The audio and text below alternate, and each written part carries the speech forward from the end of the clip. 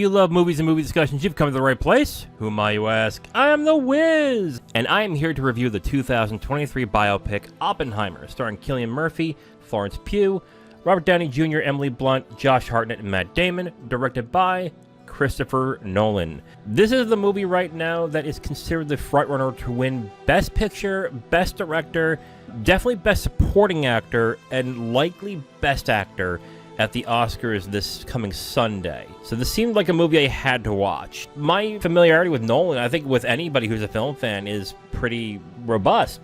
I'll be honest with you, I became familiar with Nolan through Memento. I watched it in either 2000 or 2001 in the theater, and that was a surreal experience in the theater. I went to a cheap, rundown theater in New Jersey, and that was showing there for about 1 week. And it was only going to be that week because it was just a movie that was not making money. And I am so glad I watched it in the theater because it was an experience. It was such a great movie. It's a movie that I still love to this day, and it's still probably my favorite Nolan film. I think second would probably be Inception, and then third would be Batman Begins. No, third would be The Prestige. The Prestige is a really good movie that doesn't get talked about a lot. I think Christopher Nolan is a fantastic director. Even when I am not a big fan of his film that he makes, I still end up enjoying it, like, technically and visually. He's just an incredible director to watch, and when he started getting a lot of buzz for this movie, and it was starting to look like he was going to get nominated and probably get a lot of wins for this, I was excited to see this movie. So let's check it out. Let's do the review of Oppenheimer, directed by Christopher Nolan. But before we do that, get into the plot. J. Robert Oppenheimer, played by Cillian Murphy, is hired onto the Manhattan Project, which is the creation of the atomic bomb. It also goes into what happened before and after the creation of the bomb. So why don't we get into the review, and I'm going to go to my 3 points. And my first point is that Oppenheimer is a technical visual marvel. My God, if there is one thing that Nolan does incredibly well, is he makes very visually appealing movies.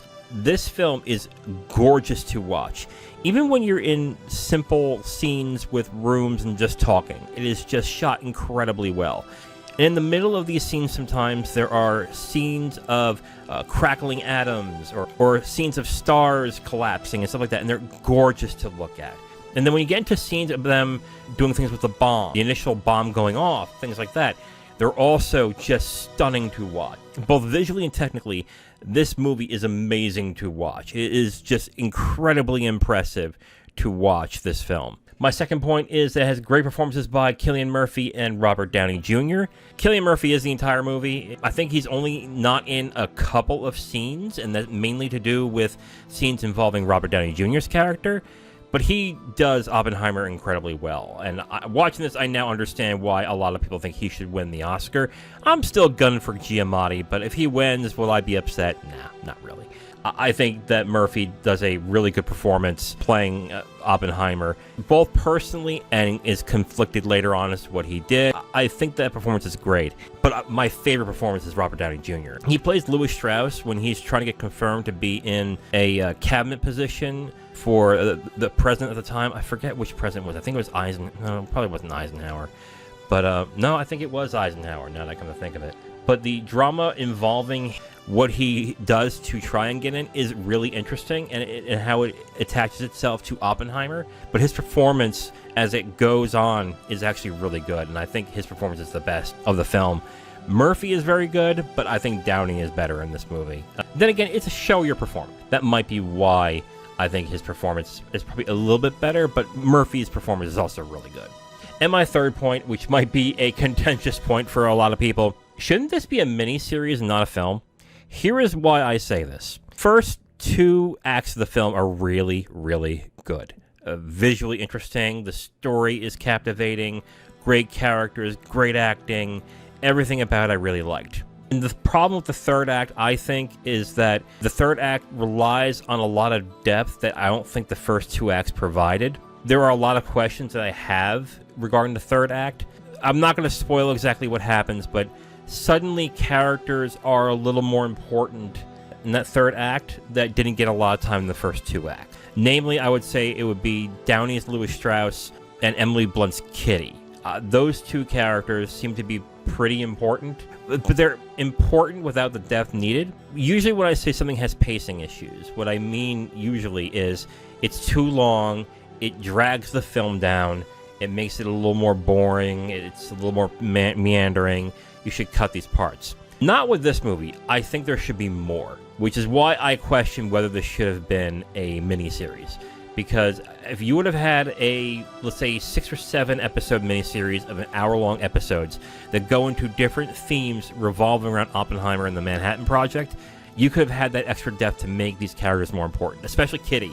I think Kitty would have been a much more interesting character if given more time. But because she's in it every once in a while in the first 2 acts, and then in the 3rd act, she's not even that prominent, but she's meant to be pretty important. I just didn't feel that in the 3rd act. Giving this story more room to breathe would have really helped. This probably would have meant the film would have been 3 hours and 30 minutes or 4 hours long, which I think a lot of people would have been like, no, that's way too long. But I think making it into a miniseries would have been better. But then again, if they made a special edition of Oppenheimer and sold it on 4K and it was a 4.5 hour special edition, I probably would watch it right away. I would definitely have been interested in it. So it's not that I think the film is bad because of this. It is definitely something that I feel shortchanged the film to a certain extent. All right, so I'm going to make a change when it comes to recommendations. I'm not going to do a not recommended for unless it's specifically needed for the film I'm watching, because it just felt like after a while the recommended section and not recommended section was kind of redundant. Like I was basically saying, oh, recommended for this, I would not recommend for the exact opposite, which was like, yeah, that's obvious. So I'm just going to do recommended for Oppenheimer. So who do I recommend this for? I recommend this for if you are fans of biopics on important people. They're about historically significant people, usually presidents, politicians, inventors, such as Oppenheimer, and what makes them tick, what makes them unique. So if you're into those types of films, I would say definitely check this out. And I would also recommend this if you are into ambitious films. This is basically a film that was made for a lot of money, that is very technical, can be kind of confusing, and is about a very complex issue. But it was made in such a way that it was easily understandable, which is one of Nolan's biggest calling cards, taking complex issues and making them incredibly watchable for almost anybody to watch. So if you're into that type of film, I would say definitely give this movie a shot. Overall, I do recommend Oppenheimer. I think Oppenheimer is a really visually appealing movie in that way, a very technically marvelous film. I just had an issue with the 3rd act, and I think there wasn't enough depth into the characters that were really shown in that 3rd act. We're not given enough depth to actually shine in that sense, which is why I think this probably should have been either a longer film or maybe even a miniseries. But even then, this is a very good film. Overall, I do recommend Oppenheimer. I think it's a very good movie. You should definitely check it out if you have not seen it. You will probably disagree on the 3rd point. A lot of people have. So yeah, that's just my opinion on that. So overall, I recommend Oppenheimer. Now, if you want my full review on this movie, you can go to my website at IamTheWiz.com. You'll have my full written review right on the site, along with a link to the video that has this review that you've just listened to. Thank you for listening to this review. If you want to know what we're reviewing in the next couple of days, you can look on the screen right now to see what's coming up next. If you liked what you heard, go ahead and leave a like on this video. If you want to discuss your opinion on the film or the review itself, please leave a comment. And if you want to hear more, subscribe to the channel. Thank you again for listening. I will talk to you next time.